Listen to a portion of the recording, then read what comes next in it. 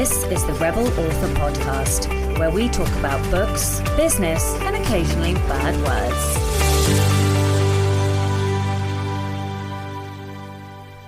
Hello, Rebels, and welcome to episode 286 of the Rebel Author Podcast. Today, I'm talking to Emily Blackwood all about TikTok Shop and how to sell on it, and we have a really in-depth conversation about manifestation. First, to some comments on last week's episode, JC Smith.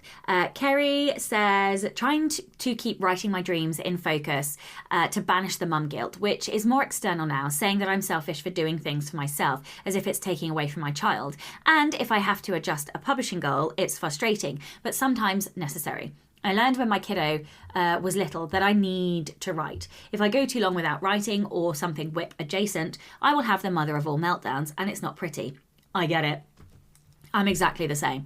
When my daughter was maybe 4 months old, my husband told me to lock myself in my office to journal, write, play video games, something that wasn't involved with the baby. And I felt myself coming back. My identity as an author is such a part of me, but I also get to share it with her. I've spoken at Career Day at my daughter's school, which was so validating, seeing a bunch of 6 to 10-year-olds get excited about books.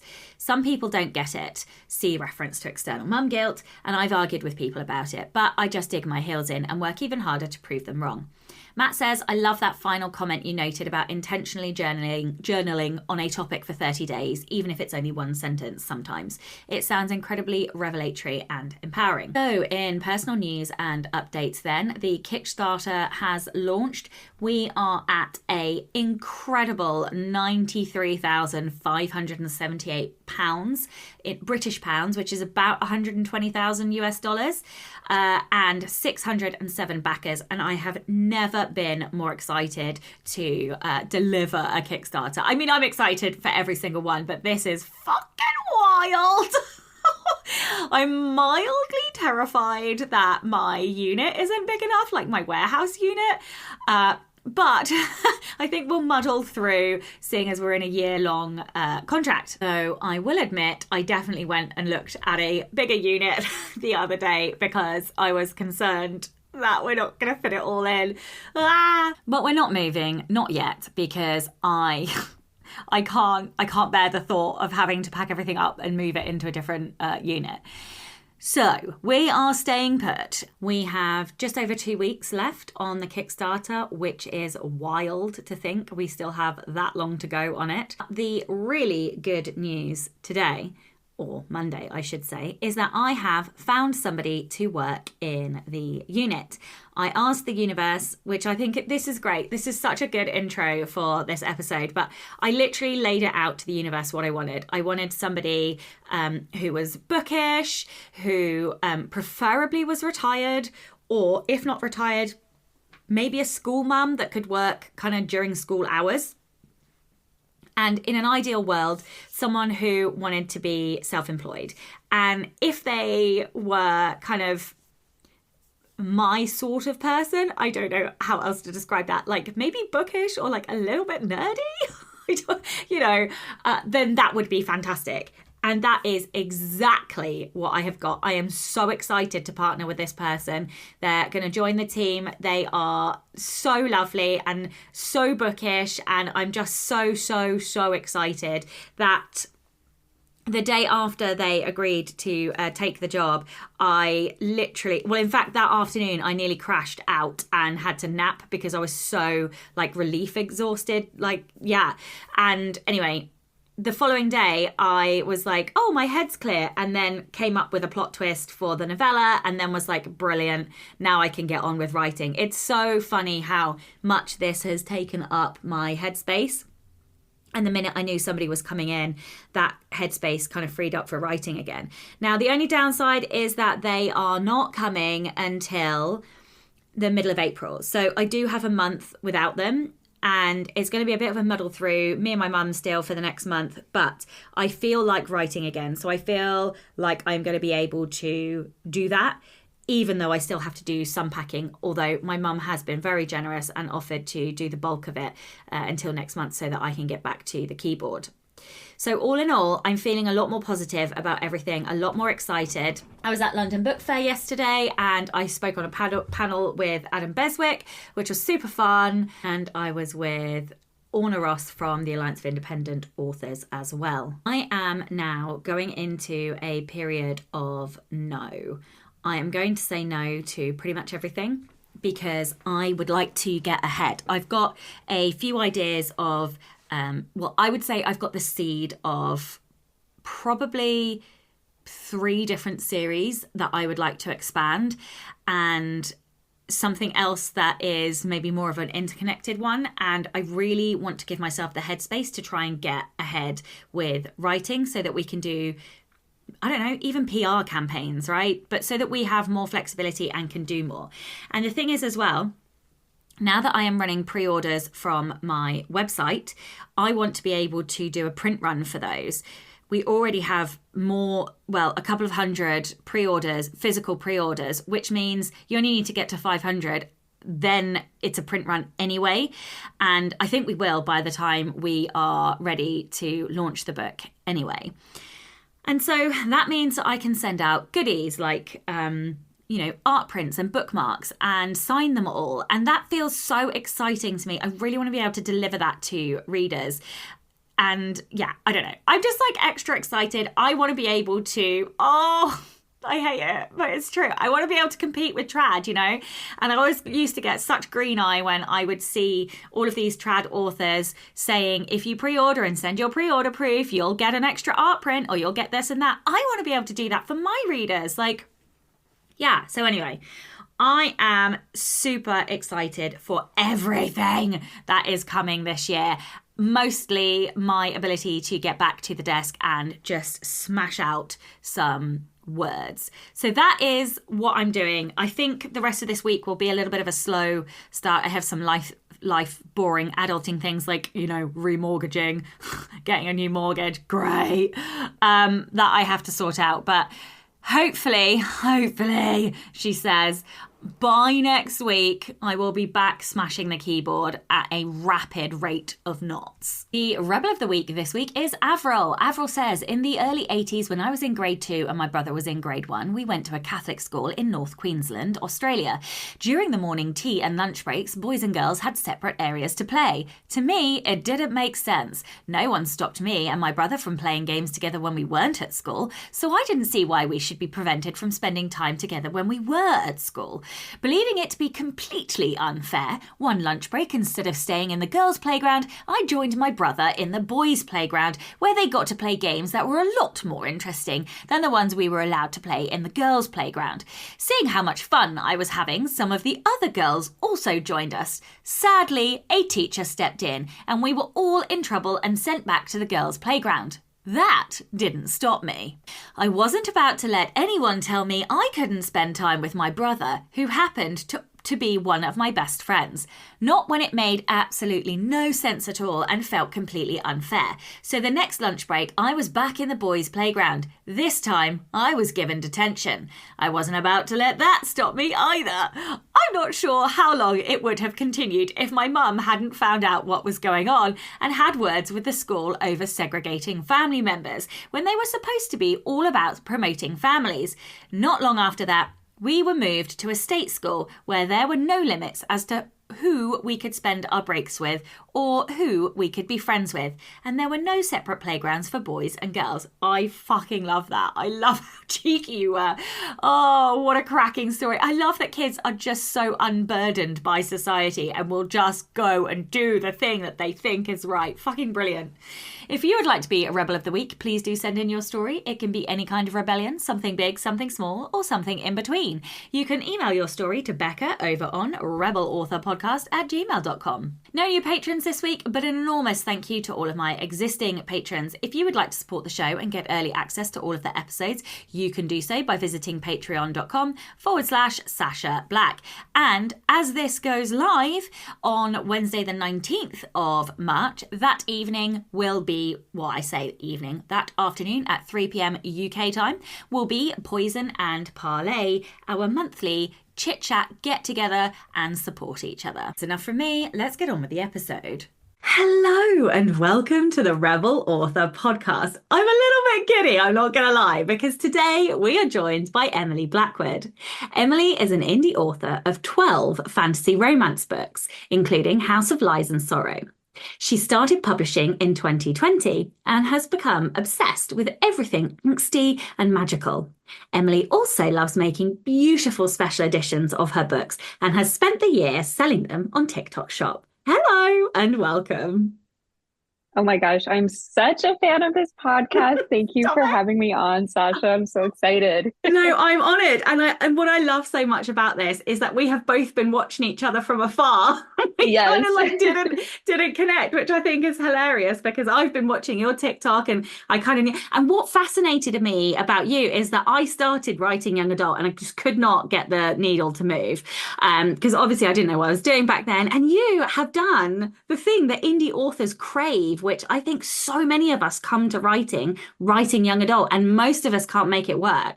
So I don't know, like, how did you make it work? Like, before we dive into kind of all the stuff that we're going to talk about, what do you think you did to make the YA sell?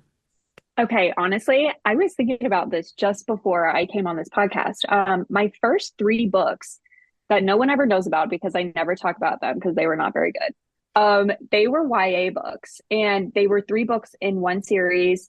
And I was trying so hard to make money, and I wasn't making any money.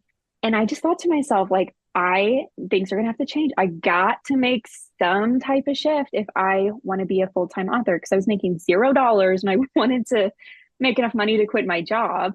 So I started looking at the market back then. This was in 2022 that I wrote my fourth book, which was House of Lies and Sorrow, book one in a now completed five-book young adult fantasy series. And it's an arranged marriage. So I think it's definitely upper YA, which helps because I can pull in the adult romantasy readers into it. But I think just like keeping it very dramatic. And I would tell myself when I was writing, like, is this scene a best-selling scene? Like, would this scene be in a best-selling book? And I would literally like just assess every single piece of it, like make it as entertaining as freaking possible, even though there was no sex because it was YA, but you can still put like sexy stuff in it. Like teens aren't like they are not oblivious to what sex is. So you can have like romantic, like swoon worthy moments and still like market the heck out of that. Do you put So any spice in now? Like that now that you're doing the upper end? I do now. Yeah. So Okay. that whole series, I had fade to black scenes in them, but the books I write now do have spice. So Okay, I've cool. leveled up a bit. Yeah, okay. No, amazing. Okay, so tell everyone like a little bit about your journey. We've heard a little bit just then, but kind of go into a bit more detail. So 2020, you started publishing. How long were you writing before that? Did you always want to be a writer? Like how did you end up on TikTok doing TikTok shop? Like just give me the lowdown. Tell me your whole life story, okay? Okay, so I love talking about this. I have always been a writer. Well, I've always loved writing. I'll put it that way. Like I was signing up for writing classes in college and like doing all like I would write little stories on the bus on my way home. And I just never thought it would be a career move. I never thought that I would write a book. So I went to college and I got a job in the tech field. I was working as a project manager. And then COVID hit, and I had just graduated college that spring. So all the jobs that I had lined up that were supposed to be invincible because I got a degree in the tech field, like everyone said would be so safe, no one was hiring. I was living in my parents' basement. Like I had no money. And my mom actually was the one who said that she had seen somebody that she followed on Instagram was started writing books and started making a lot of money doing it. And she was like, I would do it if I could, but I'm not a writer. So you should just try it. Like you have nothing to lose. And it was true. I had like literally nothing to lose. I was just, I don't even know, hanging out in my parents' basement all the time. So I spent the next like month writing a book, my very first book. I joined the 20 books to 50K Facebook group, like stalked the heck out of everyone on there. And then I published my first book and it was awful. And then I published my second book and it was also awful. And then I ended up getting a job at some point in the mix and I kind of like went on a hiatus from publishing, which is why between like 2020 and 2022, when I actually took off, like things were really slow for me. But 2022 was when I was so miserable in the job that I had. I knew it wasn't for me. And I knew that indie publishing was my way out of it. Like I could just feel that this was meant for me. Like I was supposed to be publishing books for a living. So that's when I published my fourth book, House of Lies and Sorrow, and it kind of took off on TikTok. But I was like, I was on TikTok already. We can talk about that too. But yeah, that book took off. That series started making money. I quit my job later that year, and here I am, 2024, still doing it. So that's the gist. I love it. Okay, so there are probably three major things that I want to talk about. Okay. And I'm already ignoring all the questions that I meant to ask you. This is prime opportunity. So the first thing is TikTok in general, and I love the fact that you've just had a huge viral video. Or you might, I actually don't know. I actually don't know why you got to the top 100. So that's something I'm going to ask about. But TikTok, I'm just making assumptions. TikTok Shop and manifesting. They're like the three things that, or the three big reasons I follow you. So let's start with TikTok. Like, what was your journey with Okay. TikTok? What do you do that works? Like, why do you think you're having so much success on TikTok? Because I feel like there are a huge set of indie authors and all of us are doing it differently. Oh yeah. I mean, there's so many different things you can do on there, and there's like people are like, yeah, go market your books on TikTok. Okay, how? With what? Like, do I talk about it? Do I show it? Like, there's so many different styles of videos. So when I started posting on TikTok, I was just like, I'm an author. This is what I'm doing. And I kind of built like a little bit of a following back then, but it was really just for fun. This was back when I was writing those first three books. So I like wasn't making any money yet. And then funny enough, I started manifesting those. I would make a lot of money with my fourth book, blah, blah, blah. And I was on the 20 books to 50K Facebook page one day and I saw somebody post. I wish I could remember her name, but I can't remember it right now. Somebody had posted like, hey, post this specific style of video. It doesn't even matter now because those types of videos like wouldn't work today. But she was like, post this type of video. It's working really well right now. And it basically was like three different screens of text about your book with like a hook on them. So that was the one that went viral. That was my first ever viral video. And it was the release week of that fourth book. So that fourth book made it to number 26 in the entire Kindle store, Fuck which was me. like amazing. Yeah, I was Yeah. I wish I realized how impressive that was back then because I mean I didn't really know much about indie publishing still. So I was like, oh cool, you know. But now I'm like, oh my God, that was incredible. And I'm never gonna Yeah. do that again, but I will do it again. You But will. Yeah, you will. so back then I think what I want to say to like all indie people watching this who are wanting to market their books on TikTok is like you need to be posting the crap out of your books, like not just one video a day. You can make multiple accounts. You can have two, three, four, whatever you have time for, and post multiple times on every account. But there are so many different styles. Like if it's easy for you to just like post little aesthetic pictures on a slide with your quotes on them, like do that. If it's easier for you to like post a video of your face in it, like lip syncing music with text on the screen, then do that. But I think being really consistent and not necessarily following trends, but like making every single video entertain, like what do the people want to see right now? And then like give them that. So, I mean, I don't want to say I'm like an expert at it, but I sustain my career specifically from posting on TikTok. I also think it's important to note, like, are you trying to get Amazon sales or are you trying to get like shop sales or something? Like it's completely different with what your end goal is. So I think also my main goal is to get Kindle Unlimited page reads when I'm posting on TikTok. So I'm posting very marketable little snippy quotes, scenes, whatever, like screenshots from the Kindle page, because I think that has a lot of follow through with people then going and downloading it on Kindle. But if I was trying to sell like signed copies, I would not do the same type of video. Yeah, I think that's really interesting. So I have one series that is in Kindle Unlimited and everything else is wide. And I wrote that series specifically for KU. But the interesting thing for me is that when I've had like a viral video of similar magnitude, I earn like twice the amount on the wide book that I do on the KU book. And I don't understand because for my genre, a lot of people are in KU, and I have just never been able to get the KU page reads to go more than about 20% of my income. And that was like on a high month. Most of the time it's down at about 11%. So I don't always do that like with the KU page. And that's exactly it. Like what are people responding to, I think is the important thing.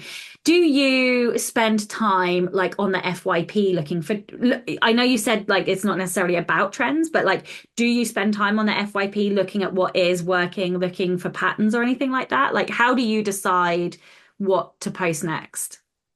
Honestly, when I'm on the For You page, I'm not even looking for trends. I'm just keeping so siloed down to what I'm interacting with.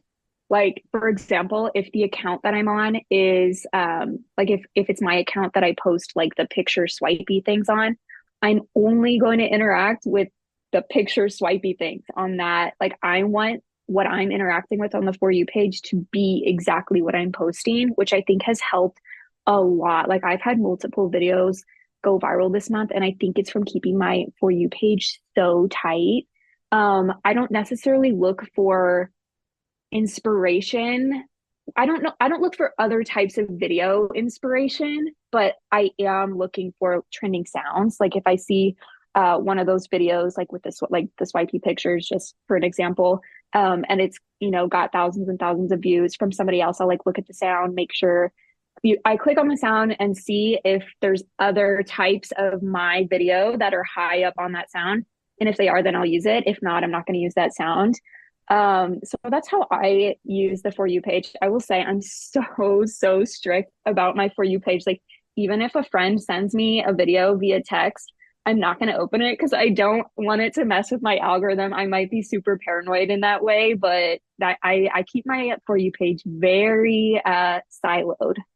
Right, yeah, so that's really interesting. Like if I am not quite as strict, but I probably should be. Like if I post a video that I'm like, oh my God, this made me laugh, like go check it out. I won't send that link. I will just tell people to go find my profile because I know that TikTok tracks like link copies and stuff and all kinds of things. Yeah. But that's really interesting that you only interact with content that you are posting. So are you very strict about the type of content you put onto, because you've got two profiles, is that right? I have 5 profiles. Whoa, Yeah. five, you I sly have devil, 5. you. I know. I'm So so do you post suspicious. on five every day? I try to, but I don't make it. I usually don't make it to all 5 every day, but I do try to. One of them is my shop account, which I pay someone else to post on there for me every day. So really, I just have to post on the 4 every day. Hmm. And actually, I haven't been posting on my like author account, author Emily Blackwood. I really don't use that one for marketing anymore. So that knocks that down to like 3 accounts. Yeah. Okay. Wow. Okay, I didn't realize that. I post like 3 to 4 times on one account and I'm exhausted. So how like let's actually talk about the sustainability of that. Well, let's talk Yeah. about the sustainability in two ways. One, how the fuck are you posting multiple posts on multiple accounts? Because I genuinely like I started in earnest on the 19th of November and I've posted every single day since and I've not missed a single day, but I'm really tired at the moment. Like, so that's my first question. How are you doing it for multiple accounts? And the second question is, what's the lay of the land for the TikTok ban? And, like me, a lot of my income is derived from TikTok.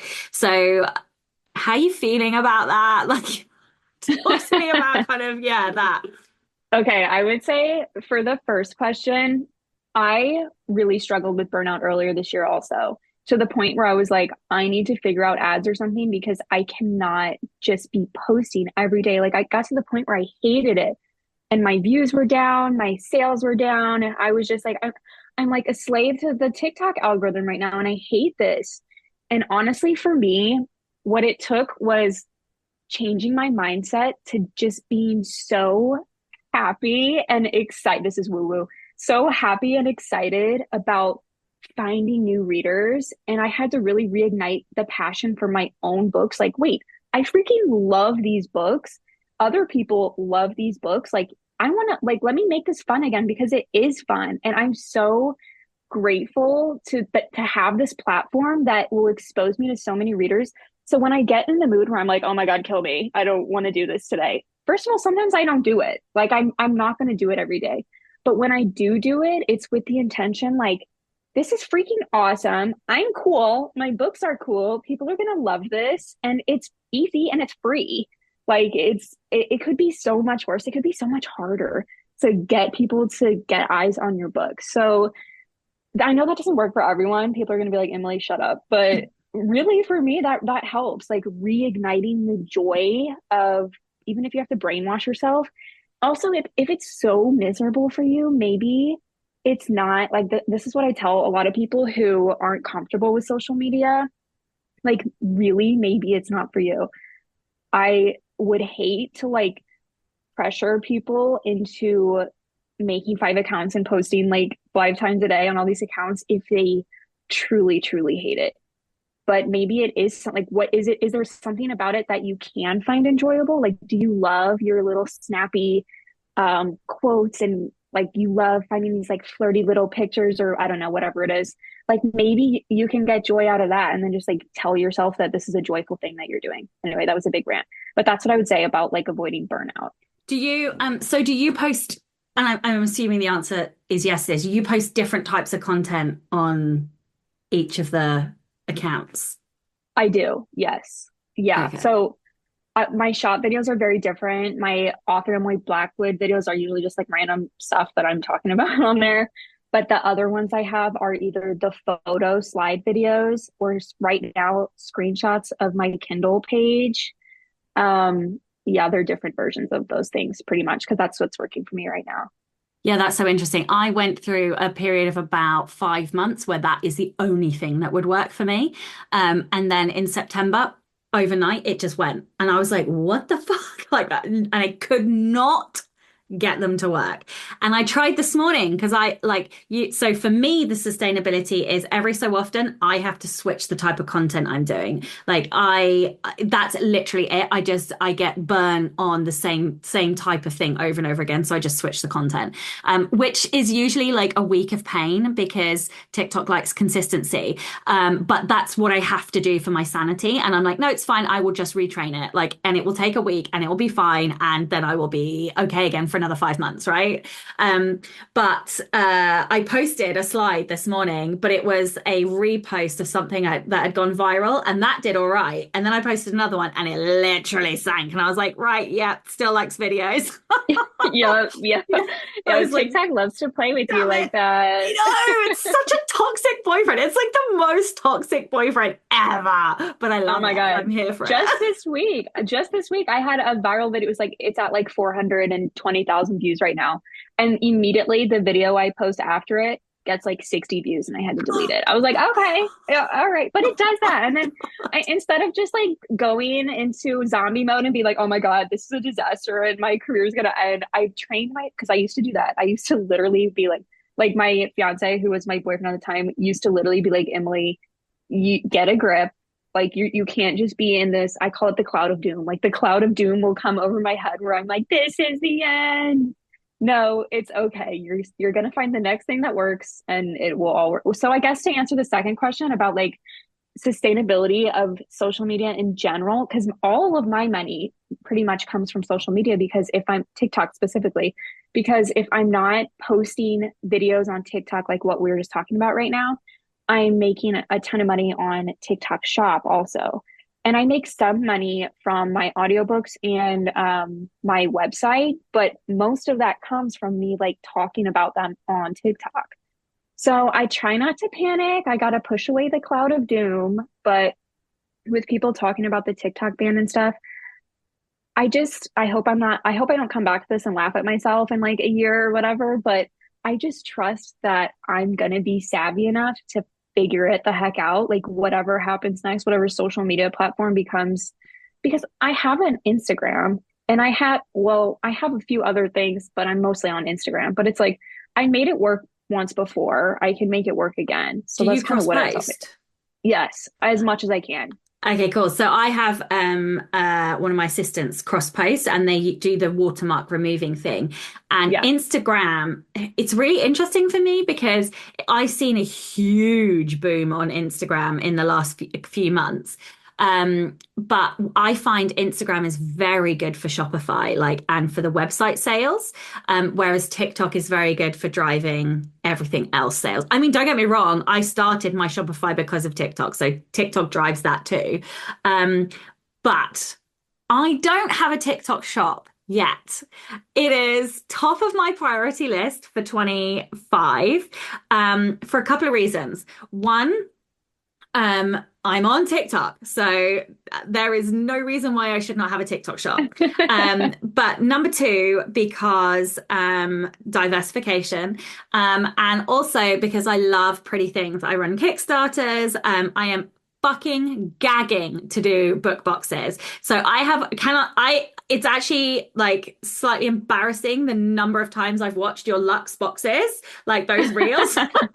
And like if like the shipping to the UK is painful, but like I it's one of the things that I want to do. Like I want to be able to do like lesbian book boxes because there's nothing for queer people. Yes. And I love it. So talk to me about your TikTok shop. Like one of my favorite videos of yours was when you were like, guys, be careful what you wish for. Like with your TikTok shop. So like talk me through your story. What happened? How did you set it up? What are the lessons you've learned? Oh my God, Sasha. Oh my God. I'm going to be here for like 5 hours talking about this. So I started my TikTok shop in December or January, and I had put together my 5 book series, my 5 book young adult series. I put it together in one big omnibus book.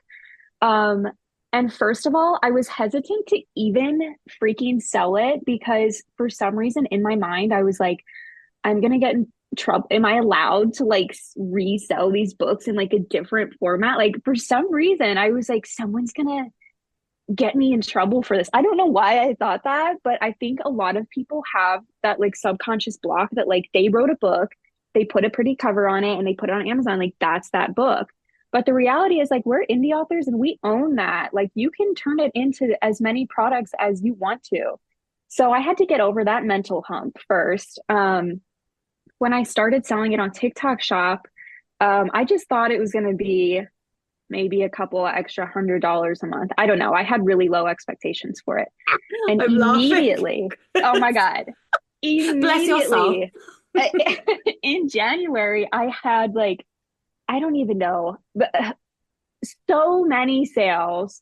And at the time, so earlier this year, I think TikTok was really pushing their shop. So they there was no fee, like they weren't taking any money, or maybe it was like 1 or 2%, really, really low fee. They were paying for shipping on everything in the United States. So I wouldn't have to pay for shipping. Customer wouldn't have to pay for shipping. Just TikTok was fronting everything. So any video that I linked to a product, which at the time was these 5 book omnibuses that I was selling for, I don't know, like I think they're priced at like $65 or something for a paperback, which is really expensive for a paperback. So I had to get over that mental block also. But they just sold like freaking crazy. And every video I posted with a link to that product was getting like 50,000 views at least. I have multiple videos with millions of views, like just crazy. I had my first 6-figure month, I think, in March or April, which I didn't even think was possible. But because of TikTok Shop, it just was so crazy. But I would not have been able to do it myself. Like I almost quit so many times. Like it's fun to talk about now because I'm like, yeah, I like made so much money and I sold so many books and my first 6-figure month. But it was miserable. And I was spending from morning until night packing boxes. Like I had to push one of my releases this year because I didn't have time to write because I was just packing boxes all the time. And now you can limit how many books you sell on TikTok Shop. But back then, they didn't have that feature. So like you just sold until you sold out. Now you can cap how many you're like willing to sell a day, but and actually that doesn't even matter for me now because I pay my mom to pack all my boxes now. So she makes a percentage of my revenue, and she's pretty business savvy also. So she already knew I was asking her advice for like packing and like what boxes to use and everything. So she does that for me now, which is a really great system. But the people who do their own shipping, I mean, my God, it's like a full-time job. It really is. And the customer service, because these people are going to message you and you have 24 hours to respond to them on TikTok Shop, or your account score will go down. You have 24 hours. Like it's like a freaking game show. It's a lot of work. It really is. Oh, wow. I mean, so this is one of the things that scares me because when I started Shopify, I was like, like I have WooCommerce on my WordPress for my Sasha stuff. So I was like, assuming it would be like that, which is like one sale in a blue moon. And then like I set up Ruby and it was like, oh. And I am ridiculously lucky because I live a mile from Book Vault. So I get to use them basically to fulfill stuff and like, often I'm a little bit cheeky and get a few extras and this That's kind of stuff. amazing. Right. But the customer service that was and I was just like, no, I'm out. Like I cannot because I took every single mistake as a personal affront. And I was like, I failed. I failed them, blah, blah, blah. And I was like, it was getting really toxic up here. And I was like, this is not good for my brain space. So now, one of my assistants does all the customer service and I just don't have to deal with it. And it is like, even queries that were like, oh, I'm just checking like how long does it take? I was like, that's it. Like we're not delivering, and Yep. I was driving myself in like mad basically because Yes. I was getting so depressed over it. But I think it's really important that what you said around, you were making all this money and miserable because Yeah. people don't understand that happens. Like you think you want something and you do want it, but also it comes with a lot of problems. And those are the things that you don't expect. And then you have to deal with, and you need to be grateful to have those problems, right? Right. Like, Oh because my God. so let's move into the manifesting. Because for me, I'm like, no, I'm choosing this problem. Like, yes, I'm allowed to complain about it, but also I want this problem. So, like, why did you start manifesting? How did you come to manifesting? Like, talk me through kind of your experience with it. Okay, I have very vivid memories of when I started manifesting because it all happened so quickly. This was back when I was living in my parents' house between book three that I had written that was making $0 and book four that like eventually led me to quit my corporate job. I read the book called The Power of Your Subconscious Mind by Joseph Murphy. I can't even remember who recommended or why I even had that book at the time because I was not like a self-help reader. I was not like a nonfiction reader at all. But for whatever reason, I had read that book. And that was the book that kind of, there's a lot of stuff in there that, it's an older book written by like whatever. But there's pieces in it that talk about visualizing your future. And basically, like if you can allow yourself to feel like in your chest, like that heart swelling emotion of gratitude for having that life in the future, but you're feeling it as if you have it now, then you'll attract like whatever that life is. So I started doing that while I was writing House of Lies and Sorrow. And when I would tell myself that this is a best-selling scene that I'm writing or whatever, that was also from that book too. Like the book talks about telling yourself like, the universe sends me best-selling book ideas. And so I would literally think that like, the universe is sending me like these amazing, incredible ideas. Anyway, so I really started getting into it then. And then House of Lies and Sorrow, like took off and like changed my life. And I was able to do all these things that I never thought it would happen that quickly. Like I wanted to be a full-time author so bad, but I just thought it was going to take me like years and years and years. And suddenly it was like not overnight, of course, because it takes so long to write the actual book, but it felt like in the grand scheme of things, it was like overnight. So I think just that proof right there kind of started it for me. And it's addicting. Like once you see how quickly just having pure like love and gratitude for all of these things that you want in the future, like they just come to you, like you're like a magnet for it. So I wanted a cool apartment in the city, and then I moved to Chicago with a cool apartment in the city, and then I wanted a house, and now I have this house. And like I just wanted, what I really wanted was peace. Like I hated my corporate job so much. I had so much anxiety and stress. And what I really wanted most in life was like waking up with just peace, which is hilarious with this career. But that's what I strive for the most now. And like that's what I really wanted to manifest.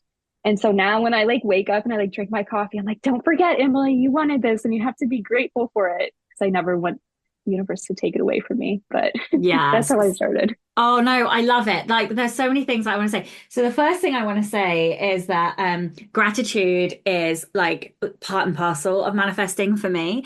One of the things, so like I replied to your thing saying Nespresso, like a Nespresso machine is what you Yes. need.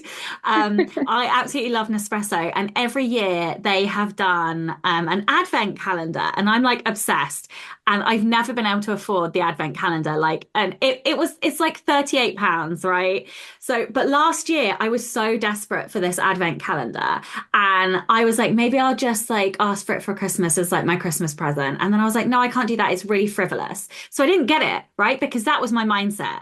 And like this year, I like after exploding on TikTok, I was like, I'm getting the fucking advent calendar. So I got it, but when it arrived, I actually like cried. I like had a moment because I was like, I can't believe that like that it's not all the zeros in the bank, it's the little things every day. And so my kind of gift to myself this year is 24 days of gratitude. So like every day when I have that coffee, I'm going to sit down and like journal some gratitude out. Like that's going to be my practice, like to kind of say thanks to the universe, I suppose. And I know Yes. like we've probably lost half the listeners at this point, but I don't care because it's really important to me.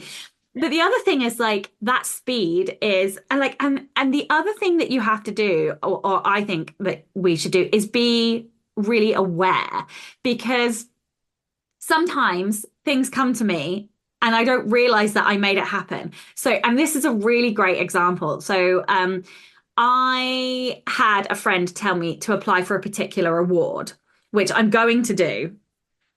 But then I said to my assistant, we need to put awards on the what we call our scroll, which is like our big long plan and to-do list and stuff. And I was like, I really like, do you know your Clifton Strengths?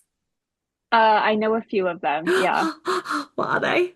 I'm number one achiever and Okay. number two futuristic, but I don't remember the rest. Okay. Okay. So my number one is competition. I'm like, why have we never applied to awards? Obviously, this would be something that I would love. Like, I would love to win. Anyway, 3 days later, my audiobook narrator got nominated for a Stovaz Award. And I was literally like, what the fuck? Like, for House of Crimson Hearts. And I was like, this is like, and okay, it's not like a direct, like, as the author, I'm winning, but the book is winning if she wins. That like, and I'm like, this is crazy. It was 3 days later, and it's like you have to be. It might not come to you in the way that you were expecting or wanting, or whatever. But if you keep manifesting and you keep kind of like going over and over and over, it. I think all we are capable of all things. So, what does your manifesting practice look like? So the most important thing for me is visualizing my big goal. And I think like a couple months ago, I was sitting around and I realized I didn't have a big goal anymore. So I was like, okay, I need to reset this goal. Like, what's something huge that I want? And like, don't worry about how much it costs or like whatever. Do you really need that? Whatever. Like, let me just set this big goal. And I visualize myself usually at night before I fall asleep. I have a journal. So I'll like kind of journal, like, thank you, universe, for this, whatever I'm grateful for. And then I'll read back the list and feel it. I think it's so important for me to like feel it in my chest.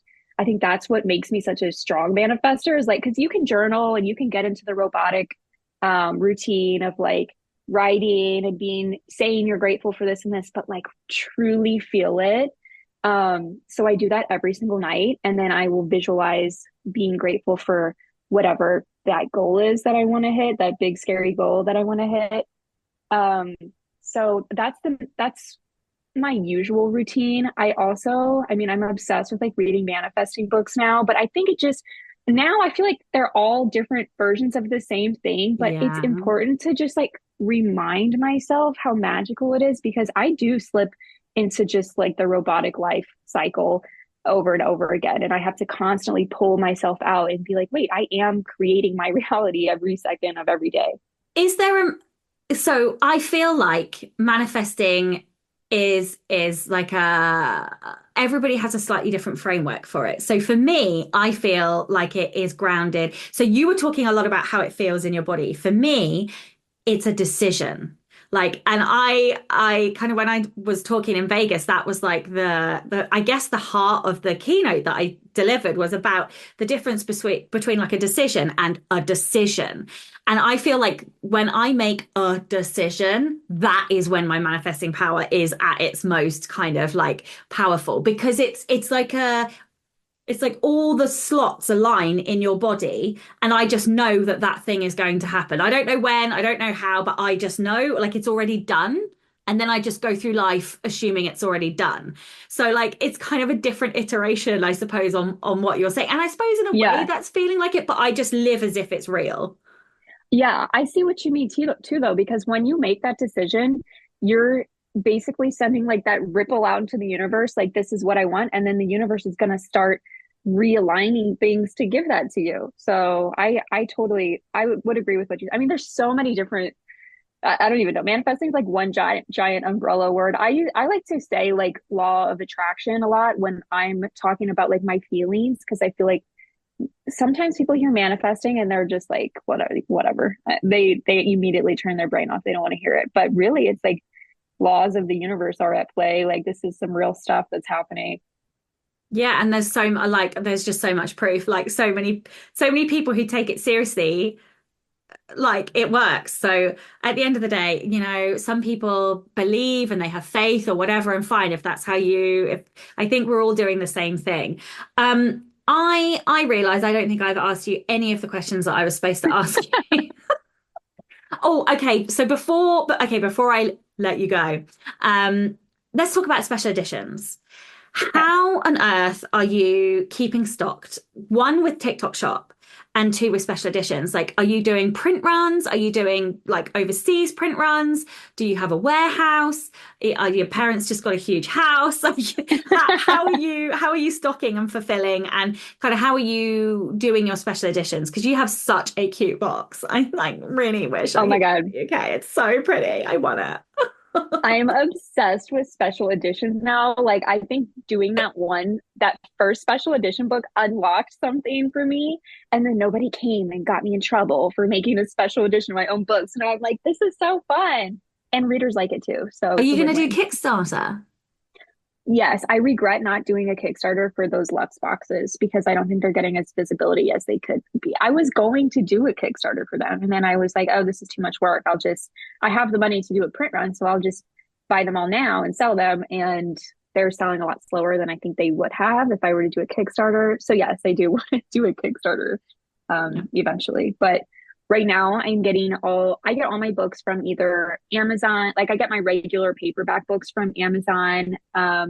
I get my floppy omnibus book that goes viral from Ingram Spark, but the rest of my special editions, like the foiled books, I get from 48 Hour Books, which is really expensive. And they don't do a lot of the bells and whistles like the overseas printers do. So I'm working the next special edition that I'm doing. I am working with one of the overseas printers to try to get like the sprayed edges and, the cool stuff.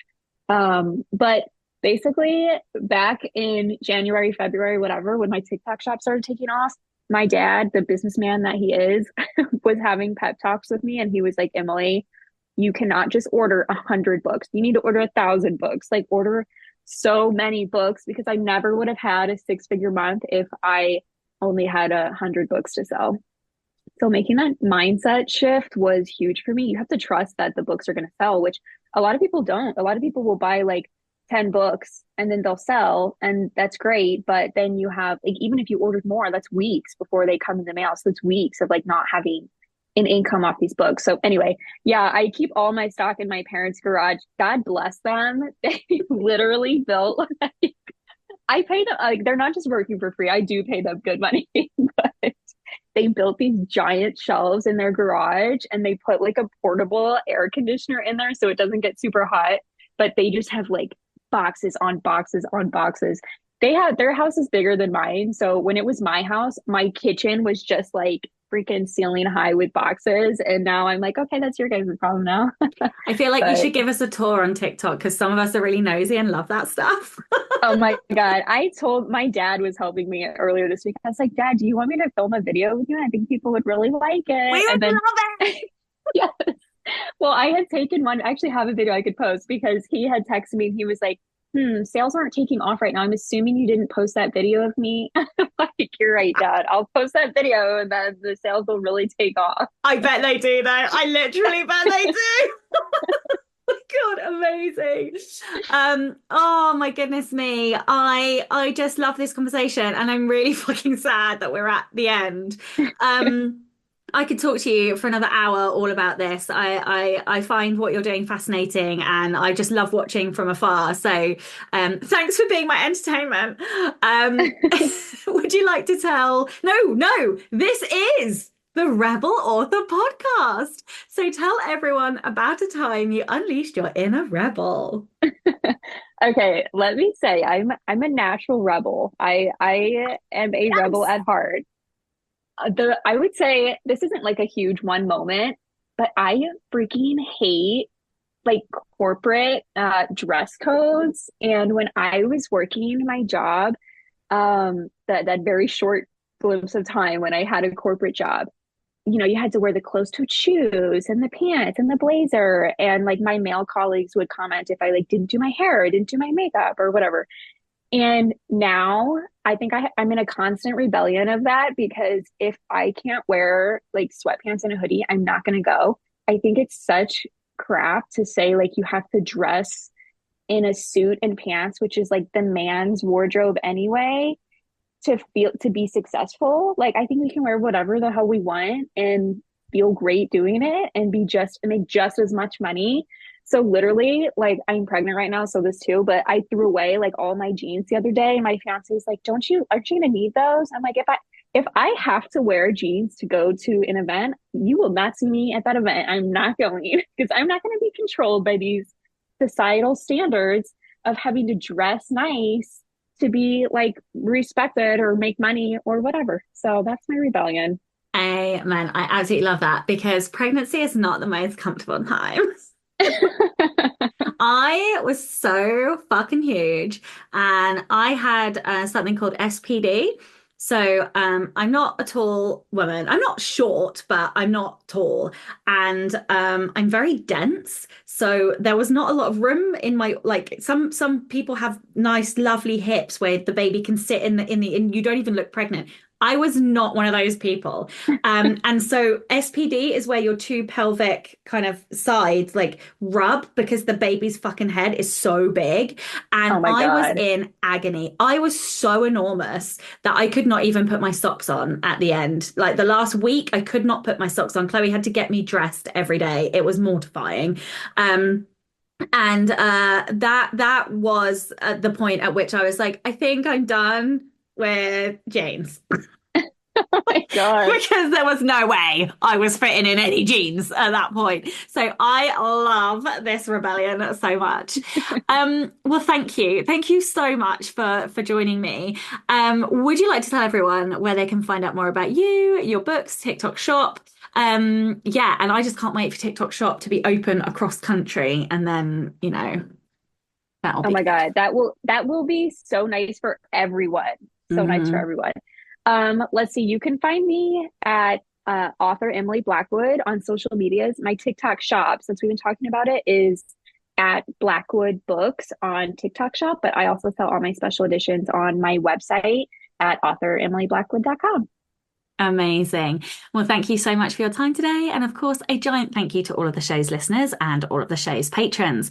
If you would like to get early access to all of the episodes, you can do so by visiting patreon.com/Sasha Black. I'm Sasha Black. You were listening to Emily Blackwood, and this was the Rebel Author Podcast. What I loved about this is that getting to listen back to it now that I've actually started TikTok Shop, it's hilarious. All the experience and hindsight and all the rest of it. Very grateful to Emily for giving me tips both in the episode and also outside of it. She continued to kind of help me outside as I prepped and started TikTok Shop. So thank you very much to Emily. Next week, I will be talking to Douglas Vigliotti all about Aristotle for novelists. It was a fascinating and deep conversation. I really enjoyed speaking to Douglas too. I hope you join me next week. Don't forget to tune in and subscribe on your podcatcher. And when you have a moment, please leave a review.